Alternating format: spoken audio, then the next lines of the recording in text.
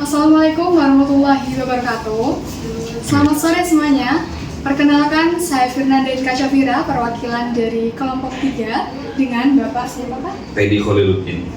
Dengan Bapak Teddy. Jadi kami dari kelompok 3 sedang berada di YPK Elsa Semarang untuk melakukan wawancara berupa tugas mata kuliah umum dari Pendidikan Agama Islam dan Pancasila. Baik Bapak, langsung saja ke pertanyaan pertama ya Pak. Pertanyaan pertama, YPK Elsa Semarang sendiri itu apa sih Pak? Ya, YPK itu singkatan Yayasan Pemberdayaan Komunitas. Elsa itu nama yang dulunya adalah singkatan. Jadi singkatan dari Lembaga Studi Sosial dan Agama. Jadi lembaga ini berdiri pada tahun 2005, diinisiasi oleh para alumnus Lembaga Pers Mahasiswa Justisia di UIN Wali Songo Semarang, di Fakultas Syariah UIN Wali Songo Semarang. Jadi saat itu kami lulus dari kampus, lalu berpikir bagaimana kemudian membangun sebuah wadah, membuat sebuah wadah yang bisa menyalurkan minat yang dulu terfasilitasi di kampus. Jadi karena kita sudah lulus, bagaimana di luar kampus juga masih terfasilitasi, akhirnya disepakatilah oleh para alumni Justisia itu membuat wadah yang bernama ELSA, Lembaga Studi Sosial dan Agama. Jadi awalnya ELSA itu singkatan, tahun 2016 kemudian dia bertransformasi menjadi yayasan gitu. Karena ada aturan administratif kalau yayasan itu tidak boleh yayasan lembaga gitu, maka kemudian kita memolesnya dengan menambah pemberdayaan komunitas, karena memang salah satu agenda kita ya itu community empowering, pemberdayaan komunitas. Lalu ELSA-nya kemudian menjadi nama, ruhnya ya singkatan Lembaga Studi Sosial dan Agama, itu berdirinya begitu. Baik, untuk pertanyaan kedua, sudah berapa lama YPK Elsa Semarang didirikan dan visi misi apa dari YPK sendiri? Ya, jadi sejak 2005 kita biasa memperingati ulang tahun ELSA itu 16 Agustus. Jadi tahun ini sudah kurang lebih 18 tahun, kita hampir masuk ke dasawarsa kedua dari lembaga ini. Kita mendeklarasikan diri sebagai lembaga yang independen, organisasi masyarakat sipil yang turut berkontribusi dalam upaya satu, melakukan advokasi terhadap kebijakan publik khususnya bagi masyarakat yang termarginalkan karena latar belakang agama maupun gender identity-nya. Jadi kami fokus ke dua kelompok minoritas, gender minority atau religious minority gitu. Nah, itu yang menjadi salah satu tujuan yang saya didirikan. Lalu yang kedua, membangun apa istilahnya social acceptance, penerimaan secara sosial, membangun kesadaran kritis masyarakat bahwa kita hidup di negara beragam, yang itu artinya satu dengan yang lain harus saling tekoseliro gitu ya, harus saling bertenggang rasa, harus saling menunjukkan sikap toleransinya. Lalu yang ketiga, kita juga ingin menjadi bagian dari masyarakat akademik sebenarnya, karena selain melakukan advokasi, ELSA juga melakukan riset atau penelitian yang relate, yang berkaitan dengan isu yang kita usung. Oleh karenanya, kalau kemudian dikemas dalam visi, ya kira-kira kita ingin membangun masyarakat yang terbuka gitu ya, di atas basis pluralitas atau keragaman tersebut gitu kurang lebih. Pertanyaan ketiga, selama Bapak bergabung di YPK Elsa Semarang, apakah ada permasalahan yang menyangkut tentang toleransi dan bagaimana cara mengatasinya? Ya, salah satu yang menjadi concern ELSA memang melakukan monitoring atau pemantauan terhadap isu intoleransi, hubungan antar umat beragama dan yang lain-lain.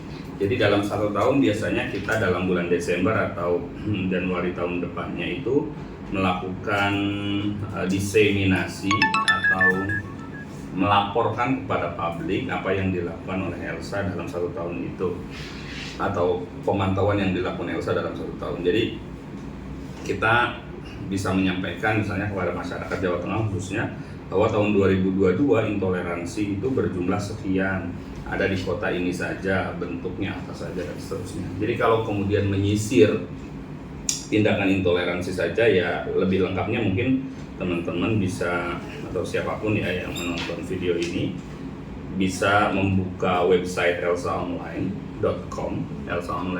Di sana ada channel publikasi. Nah, di channel publikasi itu nanti teman-teman bisa klik. Nah, nanti ada report atau laporan tahunan Elsa. Nah, laporan tahunan Elsa, laporan 3 bulanan, buku-buku yang diterbitkan itu ada di sana. Jadi publik bisa mengenali tipe dan jenis intoleransi apa yang dicatat oleh Elsa di Jawa Tengah. Nah, jadi kalau case by case-nya teman-teman lengkapnya bisa melihat. Tetapi kalau misalnya diklasifikasikan, jadi tindakan-tindakan yang berkaitan dengan relasi atau hubungan antar umat beragama itu bisa digambarkan dalam beberapa tema. Misalnya tema pembangunan rumah ibadah, gitu ya. Sering kali ada orang yang merasa keberatan karena ada umat beragama lain yang membangun rumah ibadah. Lalu ada misalnya kelompok yang dianggap menyimpang oleh kelompok yang lain.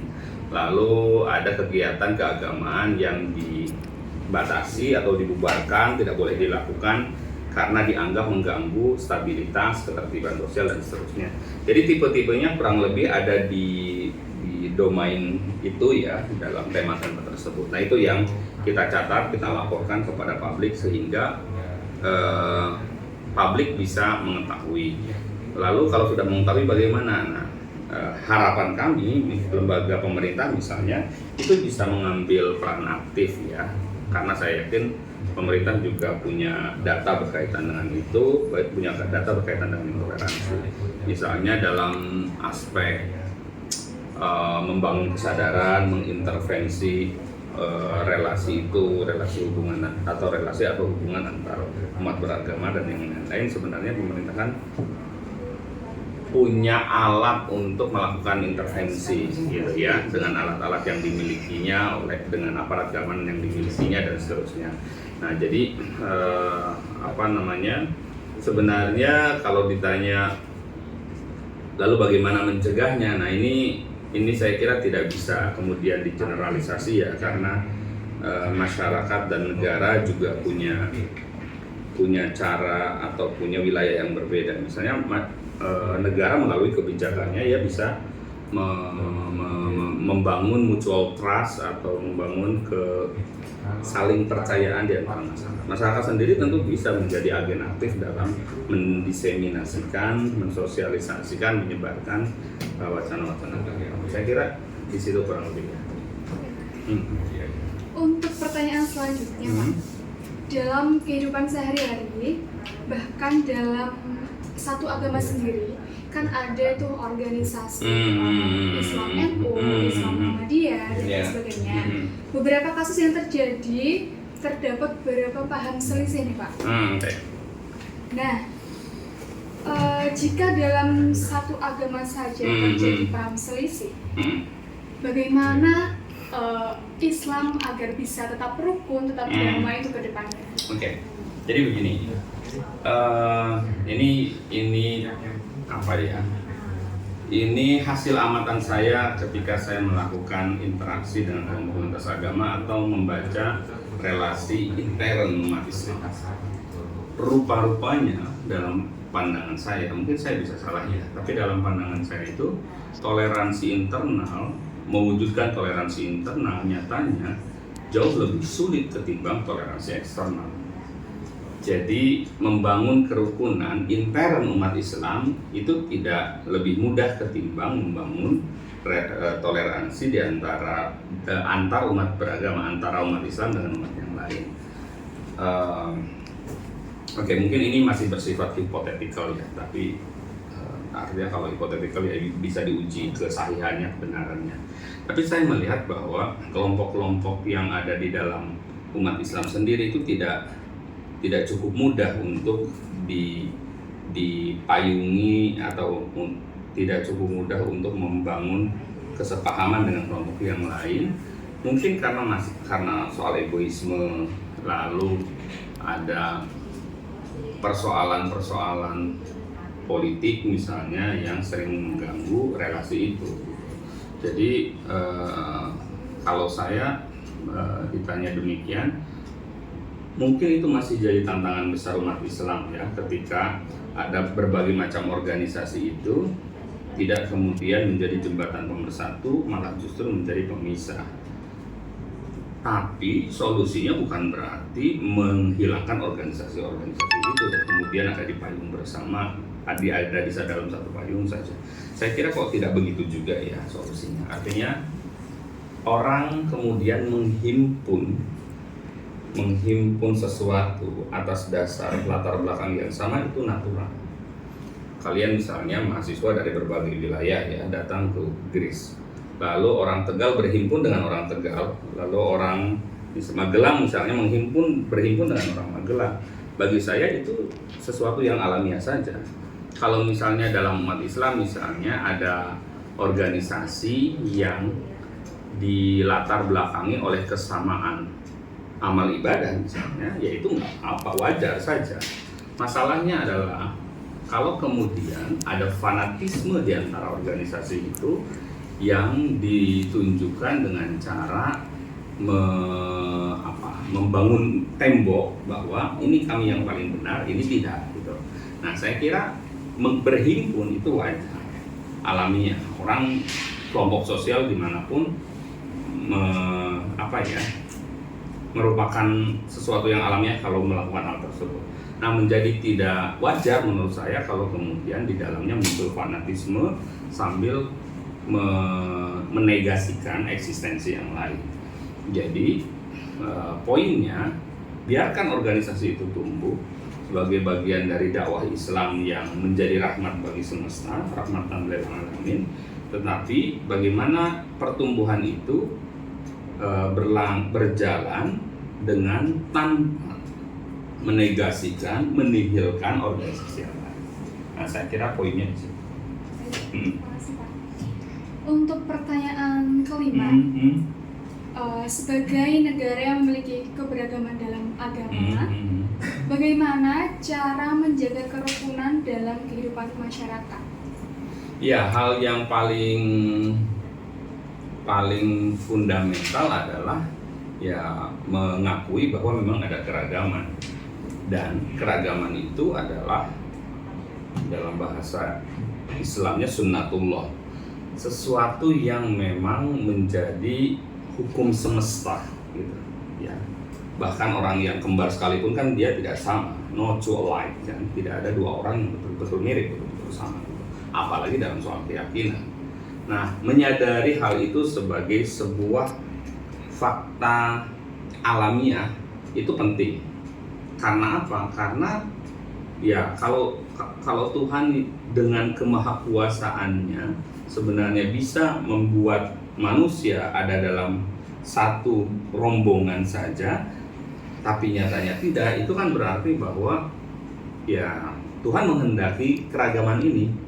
Walau syaa rabbuka la ja'alan nasa ummatan wahidah. Kalau saja Tuhanmu berkehendak, maka Dia akan membuat manusia itu satu kan dalam satu golongan. Tapi nyatanya kan Tuhan tidak melakukan itu. Nah, apa hikmahnya? Ya kalau kita kembali ke misalnya ke dalam tradisi umat Islam, ke dalam Al-Quran dan hadis, ya salah satunya kan hikmah dari diciptakannya manusia itu kan untuk saling mengenal kan, bahwa Tuhan menciptakan manusia laki-laki perempuan berkabilah-kabilah bersuku-suku itu untuk apa? Untuk saling mengenal. Ya, saling mengenal itu prinsip resiprokalitas, bukan saya mengenal Anda, tetapi kita saling mengenal gitu. Nah, itulah hikmah kenapa kemudian Tuhan menciptakan manusia dalam rupa warna yang berbeda, termasuk keyakinan keagamaan yang berbeda. Kalau toh orang Islam merasa atau meyakini Islam sebagai jalan kebenarannya, ya silakan. Tetapi tidak kemudian itu menihilkan atau menganggap yang lain itu kualitas imannya rendah gitu. Gampangnya kita yakin kita benar tanpa harus menganggap bahwa yang lain salah gitu. Karena yang lain juga benar menurut pemeluknya, kan begitu ya. Dan mari kita saling menjaga kualitas keimanan masing-masing tanpa harus menegasikan. Nah, itu level yang paling fundamental, bahwa mula-mula tentang keragaman ini yang harus kita akui itu adalah sunatullah. Yang level agak naik sedikit, kita tidak hanya mengakui bahwa itu keragaman itu sebagai hukum alam ya, tetapi kita sebenarnya bisa juga menyerap apa yang baik dari orang yang berbeda dengan kita gitu. Misalnya satu waktu saya kebetulan kuliah S1 di UIN, Universitas Islam. Saya kuliah S2 di UKSW, Universitas Kristen. Jadi saat saya kuliah di Universitas Kristen, saya satu-satunya muslim saat itu. Dan bagaimana kemudian teman-teman Kristen saat bulan puasa itu menahan diri untuk tidak makan di depan saya gitu. Nah, bagi saya itu salah satu bentuk contoh real bagaimana toleransi itu tercipta. Saya bilang nggak apa-apa, silahkan kalau mau makan, jangan sampai karena ada saya teman-teman menjadi lapar, kan kelaparan, yang sakit bagaimana. Enggak, kata profesor saya terus bilang, mungkin kita juga perlu belajar dari Teddy soal puasa, bukan kemudian kita beribadah puasa seperti orang Islam, tapi puasa itu bisa menjadi instrumen bagi kita, dia bilang, orang-orang Kristen itu menunjukkan empati kepada mereka yang tidak bisa makan seperti kita. Nah, artinya kan dalam interaksi itu ia tidak hanya mengakui saya sebagai muslim yang berbeda imannya dengan dia, tapi dia mentransformasi saya, mentransformasi nilai-nilai keislaman itu untuk dijawantahkan dalam kehidupan sehari-hari tanpa harus membuat dia menjadi muslim. Kalau kalian kenal rumus matematika aksen, nah saya sering menggambarkan begini. Rumus untuk hidup bersama dengan yang berbeda itu adalah A tambah B sama dengan A aksen plus B aksen. Bukan A plus B sama dengan AB, A plus B sama dengan B, atau A plus B A. Kalau A plus B sama dengan A, si B hilang. Saya dengan kalian harus ikut cara saya, kalian tinggalkan identitas kalian, baru kita hidup bersama. Tapi A aksen plus B aksen itu bukan begitu. Kalau A plus B sama dengan A aksen plus B aksen itu artinya begini.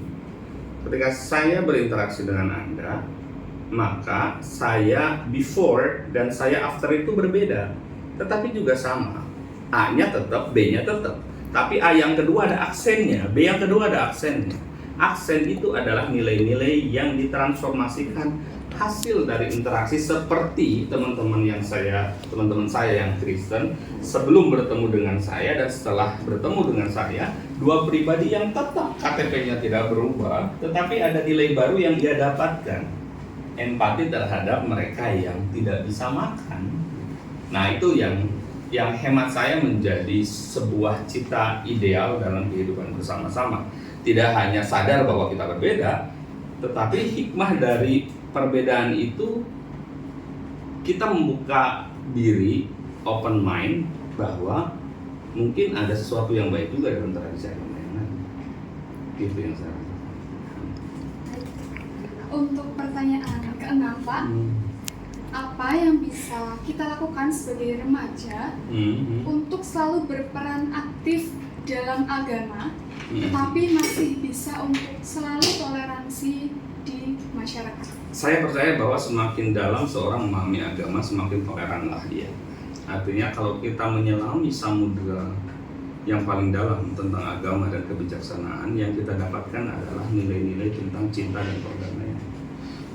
Kalau kita menelusuri misalnya hikmah dan kebijaksanaan dalam masing-masing agama, semuanya akan bertemu dalam satu titik, ya dengan mungkin dengan pembahasaan yang berbeda, tetapi saya percaya bahwa titik itu adalah cinta dan kasih sayang. Maka kemudian dalam Al-Quran kan Tuhan Allah mengatakan kepada Nabi Muhammad bahwa ia mengutus Nabi itu untuk menjadi rahmat bagi semesta. Wa ma arsalnaka illa rahmatan lil alamin, dan tidaklah aku mengutusmu wahai Muhammad kecuali untuk menjadi rahmat bagi semesta. Rahmat itu artinya kasih sayang gitu ya, menyebarkan cinta lil alamin, tidak hanya lil muslimin, tidak hanya lil mukminin, tidak hanya bagi orang Islam saja, tidak hanya bagi orang beriman saja, tidak hanya bagi manusia saja. Artinya risalah kenabian Nabi itu bersifat universal. Cintanya Nabi itu bersifat universal, cintanya Nabi Muhammad itu bersifat universal yang melewati batas-batas, ya, batas-batas identitas etnis, agama, suku, budaya, bahkan termasuk binatang dan tumbuhan. Artinya kalau kita melakukan destruksi terhadap alam, ya, yang kemudian menyebabkan banjir, sebenarnya ya kita tidak bisa dikatakan sebagai manusia yang mengikuti risalah Nabi Muhammad, karena Nabi sendiri diutus oleh Tuhan untuk menunjukkan kasih sayangnya kepada semesta, dan semesta itu isinya kan tidak hanya manusia gitu ya.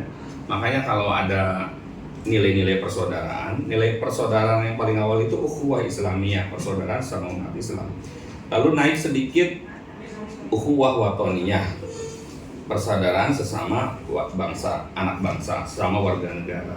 Lalu yang berikutnya adalah ukhuwah insaniyah, persaudaraan sama manusia, bahwa kita berbeda agama, berbeda suku, ya kita disatukan sebagai warga bangsa yang sama, ukhuwah watoniyah. Toh kalaupun kita berbeda negara misalnya, kita disatukan dengan persaudaraan kemanusiaan. Tetapi tak hanya itu, mungkin juga kita perlu membangun satu mekanisme persaudaraan yang lain yang disebut ukhuwah makhlukiyah, persaudaraan sesama makhluk. Jadi terhadap binatang itu wajib hukumnya untuk menyayangi gitu ya, binatang-binatang, apalagi bukan binatang-binatang peliharaan ya. Karena apa ya? Karena itulah risalah Nabi, risalah Nabi Muhammad gitu. Jadi kalau ada kerusakan ekosistem, nah itulah sebenarnya bagian dari risalah kenabian juga yang penting untuk ditunjukkan ya, karena Nabi diutus. Baik, terima kasih Pak. Ya. Pertanyaan terakhir nih Pak. Oke. Dari pemaparan dan penjelasan Bapak tadi, aku mau tanya, dikutip dari berita yang baru-baru ini kita tahu, yang pasti adalah Palestina dan Israel. Okay. Nah,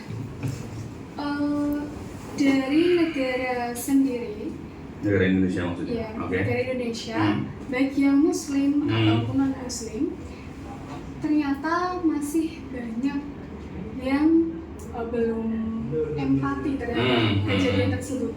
Karena menurut saya itu bukan lagi perang agama, melainkan terorisme. Nah, bagaimana pandangan pemerintah maupun dari lembaga-lembaga anti intoleransi untuk menyikapi hal tersebut? Ya, kalau ini dari sudut pandang saya saja ya, saya tidak bisa menggambarkan bagaimana pemerintah bersikap selain karena dari soal kebijakan luar negeri dan yang lain-lain yang harus dipahami juga. Tapi kalau saya melihatnya begini, tragedi Palestina di Gaza itu adalah tragedi kemanusiaan. Artinya kita melihat itu sebagai bencana kemanusiaan yang sangat-sangat besar gitu ya. Karena korbannya juga mungkin ada juga orang Kristen yang jadi korban di Palestina dan seterusnya.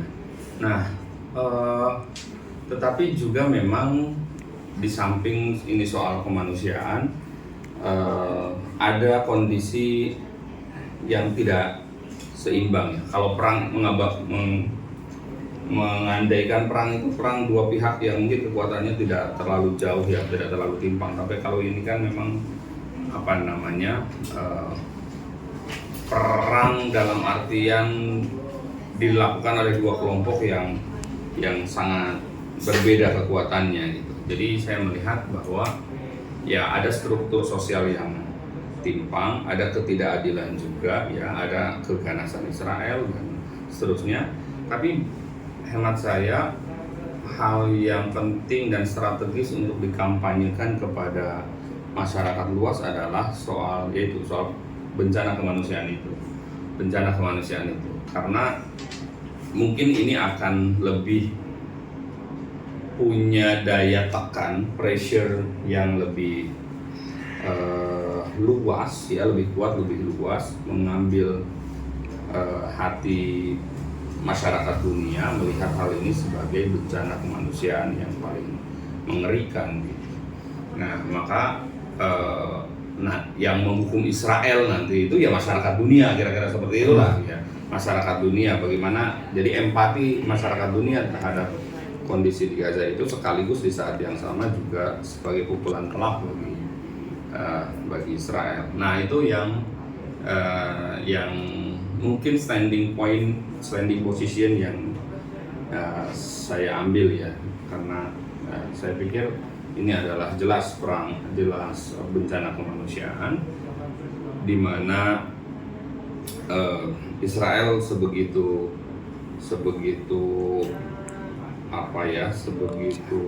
punya daya cengkram yang luar biasa. Mereka juga mempersekusi dan melakukan tindakan-tindakan yang sangat-sangat tidak adil melawan kemanusiaan. Meskipun di sisi lain juga ada kelompok-kelompok di Palestina, Hamas misalnya, yang juga tidak mudah diajak negosiasi. Jadi saya pikir satu, tidak mudah juga menjelaskan situasi Israel dan Palestina karena karena ada jejaring sistem politik internasional yang juga tidak mudah dipahami. Makanya karena kerumitan itu, posisi yang paling independen dan yang paling pas untuk melihat situasi di Palestina ya itu melihatnya sebagai bencana kemanusiaan. Dan itu saya kira yang sekarang sedang digelorakan oleh negara-negara yang tidak yang artinya yang anti peperangan, yang menginginkan perdamaian dunia dan seterusnya. Sembari saya pikir ya arogansi Israel juga harus diperhatikan oleh negara-negara dunia agar ya tidak ada arogansi di dunia. Saya kira itu ya dari saya. Baik, Pak.